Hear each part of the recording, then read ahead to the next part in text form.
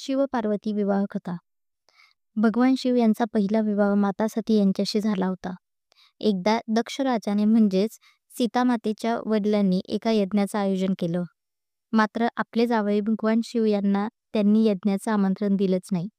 परिणामी माता सती यांना या गोष्टीचा भयंकर राग आला आणि त्या रागाच्या भरात माता सतीने त्या यज्ञात आपल्या प्राणांची आहुती दिली. हे ऐकून महादेवांना धक्का बसला आणि मग ते घोर तपश्चर्येत लीन झाले. काही वर्षांनी माता सती पुन्हा एकदा पार्वतीच्या रूपाने पाहायला मिळाल्या.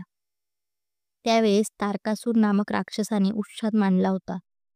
भविष्यवाणीनुसार तारकासुराचा वध भगवान शंकरांच्या मुलाच्या हातून होईल असं सांगितलं गेलं होतं. मग काय, एकीकडे शंकर घोर तपस्येत आणि दुसरीकडे माता सती आता पार्वतीच्या रूपात शिव यांच्याशी लग्न करण्याची आशा बाळगून बसलेल्या. मग देवांनी यावर तोडगा काढायचं ठरवलं आणि भगवान शंकरांची आराधना भंग करायचं ठरवलं. त्यासाठी कामदेवाला धाडण्यातही आलं. मात्र शंकरांच्या तेजाने कामदेव जळून राख झाले. मग देवांनी पुढाकार घेत शंकर पार्वती यांचा विवाह करण्याचं ठरवलं.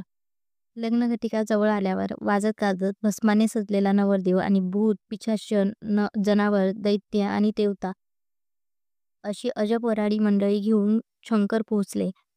त्यांना पाहताच पार्वतीची आई घाबरली आणि त्यांनी हे लग्न होणार नाही असं ठणकावलं.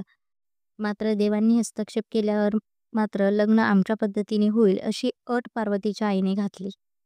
मग भगवान शंकरांना स्नान घालण्यात आलं आणि विविध फुलांनी सजवलं गेलं. तेव्हा कुठे शिव पार्वती एकमेकांचे पती-पत्नी बनले. धन्यवाद.